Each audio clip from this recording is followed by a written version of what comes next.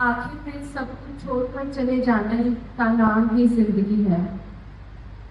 लेकिन ये तकलीफें तब होता है जब कोई हमें अलविदा कहे बिना चले जाते हैं। रिश्ता पहला मेरा उनसे जीजा जी का था और बाद में वो मेरे काका ससुर हुए। ये दुनियावी रिश्ते थे। असल में जो मेरा उनसे रिश्ता था वो पिता और बेटी का था। वो मेरे संरक्षक थे, वो मेरे सरपरस्त थे, वो मेरे पिता थे, मेरा हौसला थे, मेरी हिम्मत थी। वो कहते थे कि मेरा घर मेरा नहीं सबका घर है, क्योंकि वो सबका घर था तो हमारा आना जाना लगा रहता था। बस स्टैंड पर उतरते ही सिर्फ उनका नाम लेते, रिक्शे वाला बिना बता पूछे सीधा हमें सही पते पर पहुंचा देता था और उस पर वो किराया ना लेने की जिद करता था।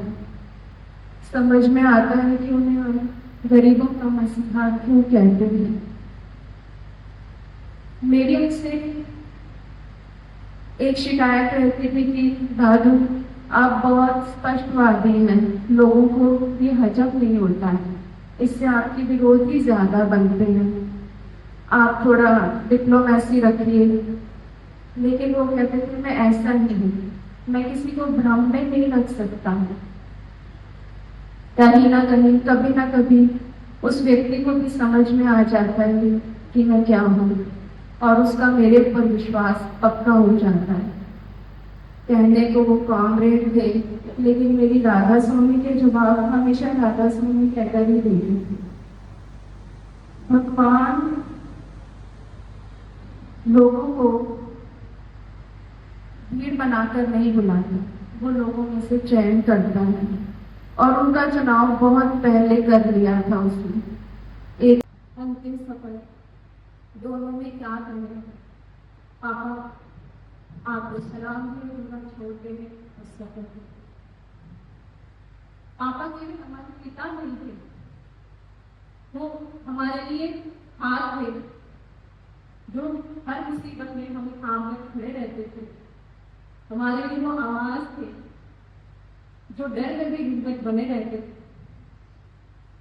हम तीनों बहनों को अच्छी शिक्षा देकर हमारे पैरों पर हमें खड़ा किया। मम्मी के साथ परिवार के मजबूत नींव बनकर खड़े रहे।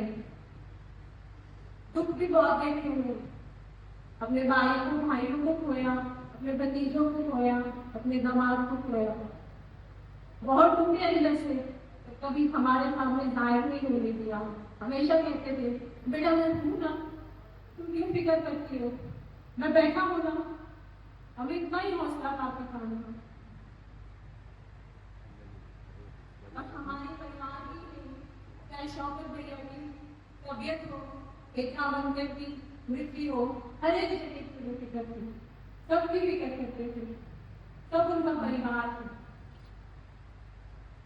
कुछ दिन पहले सुप्रीम कोर्ट के एक फैसले से उनको निराशा हुई, उनका पद से नाम हटा दिया गया। ये जो दुख था उनको अंदर खाया जा रहा था। तो मैं जानती हूँ चरणदास अंकल उनकी सीट को बनाए रखते अपने छोटे से शहर श्री गंगानगर को वो बार काउंसिल ऑफ राजस्थान के थ्रू अलग पहचान दिलाना चाहते थे। जाने से पहले वो मेरे पास आए, ये मेरे लिए बहुत किस्मत की बात थी वो मेरे पास आए। सौभाग्य तो वो मुझसे मिलके गए। और अगर मुझे पता होता कि वो उस रात में रहेंगे हमारे साथ, वो उनको रोक लेती जो मेरे साथ जीवन में रहेगा कि मैं उनको रोक नहीं पाएगी। वो काश मेरे साथ उस रात रुक जाते, लेकिन उनको घर जाने की जल्दी थी। तो मुझे कहते थे नहीं मैं घर जाऊंगा मैं सोच रही थी पापा चले जाओ घर जाना, मुझे चले जाओ। मेरी इच्छा थी कि वो घर पहुंच जाए। गले में तौलिया, हाथ में बैग, ट्रेन का सफर ये उनकी सबसे बड़ी पहचान थी। और शायद यही हुआ कि उनका अंतिम सफर ट्रेन में ही पूरा हुआ। हम तीनों बहनों के बगैर हमेशा से रहे थे, हैं और रहेंगे। जहाँ भी जाएंगी उनके नाम से ही पहचानी जाएंगी। हम तीनों बहनों के लिए सबसे बड़ी शौहरत है कि हम नवरंग सिंह चौधरी की बेटी कर रहे हैं। आप सभी आए, बहुत बहुत धन्यवाद। आदरणीय जनों को हमारे पूरे परिवार की तरफ से प्रणाम। ताऊ जी की बहुत सारी बातें सबने कही, ज़्यादा नहीं कहूँगी। ताऊ जी तो परिचित, जब भी कोई मुझसे मिला करते थे, मैं जहाँ काम करती हूँ वहाँ एडमिशन के लिए आते थे, तो ताऊ जी से तुरंत फोन पे बात करवाई जाती थी। ताऊ जी मुझे कोई शब्द कहा करते थे कि बेटा मदद करना, और ये बात बहुत गहरे तक दिमाग में बैठ गई कि बेटा मदद करना। और परिवार में बहुत सारी विपदाएं आई तो हमेशा एक ही बात कहते थे मुझे कि बेटा हौसला रखना। तो यही जो उनके आदर्श के साथ पूरे परिवार की तरफ से आप सभी का बहुत बहुत आभार। आप सब लोग इस दुख की घड़ी में हमारे साथ खड़े हैं, हमारे संविधान में हमारे साथ हैं। तो पूरे जाखड़ परिवार की तरफ से आप सबका बहुत बहुत आभार।